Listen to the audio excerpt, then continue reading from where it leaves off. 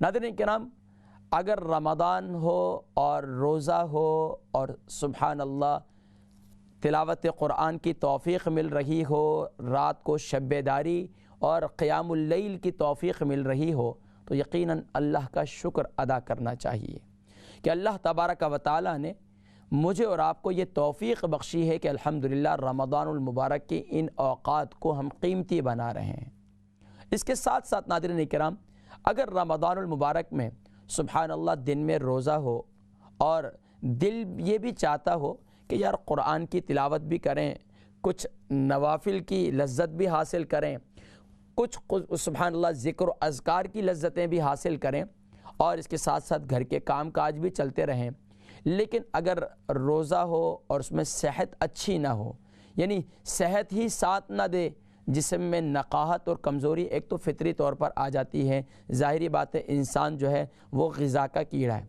اگر غذا اسے نہ ملے، کھانے پینے کو نہ ملے تو آٹومیٹکلی تھوڑا بہت تو فرق آتا ہی ہے۔ لیکن صحت ایسی خراب ہو کہ روزے نہ رکھے جا رہے ہوں، صحت ایسی خراب ہو کہ رات کو قیام اللیل کی توفیق، تراویح کی نماز یا اس کے علاوہ تہجد کی توفیق یا اس کے علاوہ بقیہ عبادات کے اندر وہ لذت نہیں مل رہی ہو، وہ چاشنی نہیں مل رہی ہو، وہ ذوق نہ مل رہا ہو، وہ شوق نہ مل رہا ہو، تو یقیناً انسان یہ خاص طور پر اہل ایمان جو ہے وہ فطری طور پر، اندرونی طور پر یہ محسوس کرتے ہیں کہ یار رمضان المبارک کی جس طرح مجھے برکات کو حاصل کرنا چاہیے تھا میں اس طرح حاصل نہیں کر پا رہا، میرے جسم میں وہ چستی، وہ عبادت کی حلاوت وہ مجھے نصیب نہیں ہو رہی۔ ہاں، اگر صحت ٹھیک نہیں ہے تو ہمیں خاص طور پر اپنے سحری اور افطاری کے کھانے پینے کے معاملات کو بھی مینٹین کرنا ہے۔ اس کے ساتھ ساتھ ناظرین کرام، ہم نے وہ طریقے بھی اختیار کرنے ہیں جو نبوی طریقے ہیں، اور سبحان اللہ پیارے کریم آقا علیہ الصلاۃ والسلام کی احادیث طیبات کے اندر آقا علیہ الصلاۃ والسلام نے مختلف چیزیں استعمال فرمائی ہیں،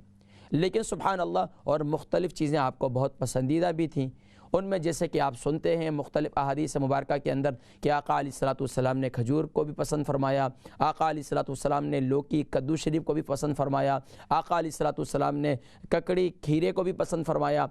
خربوزے کو بھی پسند فرمایا۔ اس طریقے سے فروٹ کے اندر بھی مختلف ہیں، اسی طریقے سے مختلف اور غذائیں ہیں،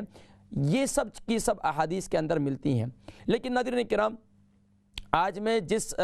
خاص چیز کی طرف توجہ دلانا چاہتا ہوں وہ اس لیے کہ یو کے اندر اکثر لوگ مجھ سے، بہت لوگوں نے سوال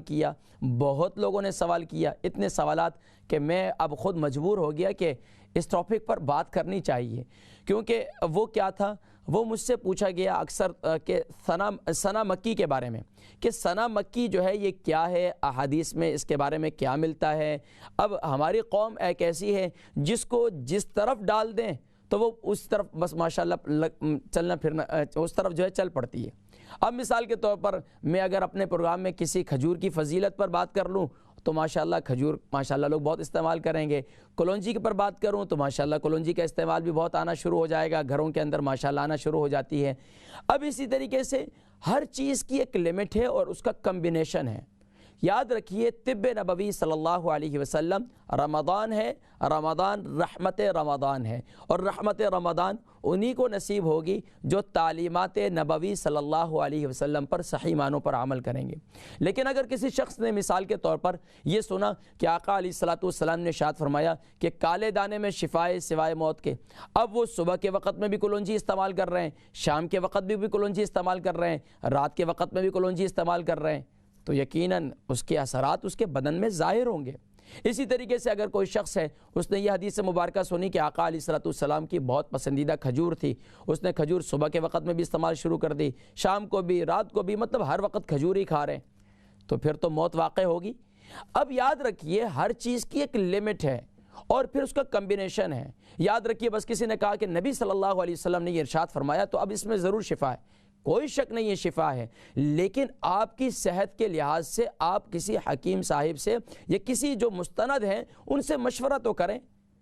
اب یقین جانی کہ اکثر لوگ ہیں، انہوں نے کہا کہ ہم نے ثنا مکی استعمال کی، اب ہمیں ڈائریا ہو گیا، ہمیں موشن ہو گئے، پیٹ میں مروڑ ہو گئی، اور بھائی کس نے کہا آپ استعمال کریں؟ بھائی فلاں فلاں ہم نے سنا اور فلاں فلاں شخص نے کہا کہ یہ اس میں شفا ہے۔ اس میں یہاں تک کہ وہ دعویٰ بھی کر لیا کہ جی اس میں ہم چیلنج کرتے ہیں کہ جی اس میں جو ہے کرونا وائرس کا بھی علاج ہے۔ یاد رکھیے ناظرین کرام،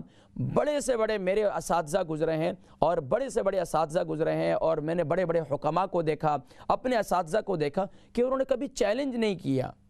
ماشاءاللہ بڑے صاحب علم تھے اور ماشاءاللہ صاحب تقویٰ تھے، سب کچھ تھا، لیکن اپنے فن میں بڑی مہارت بھی تھی، اس کے باوجود کبھی دعویٰ نہیں کیا، کبھی چیلنج نہیں کیا۔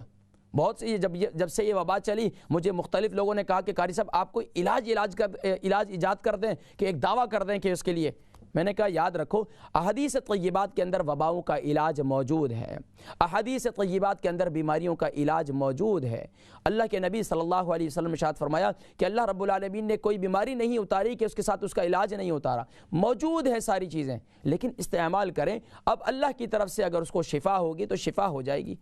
اور اگر اللہ کی طرف سے موت کے فیصلے ہیں تو کوئی روک نہیں سکتا۔ لیکن ہمارے لوگ آج معاشرے کے اندر ایسے ہیں کہ بس پھر لوگ چل پڑتے ہیں۔ اب مجھے کچھ فون آئے، مجھے کہنے لگے کہ قاری صاحب ہم نے جو ہے، حکیم صاحب ہم نے جو ہے یہ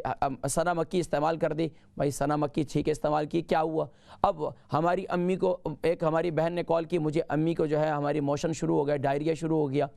یاد رکھیے ہر چیز کے فوائد بھی ہیں اور نقصانات بھی ہیں۔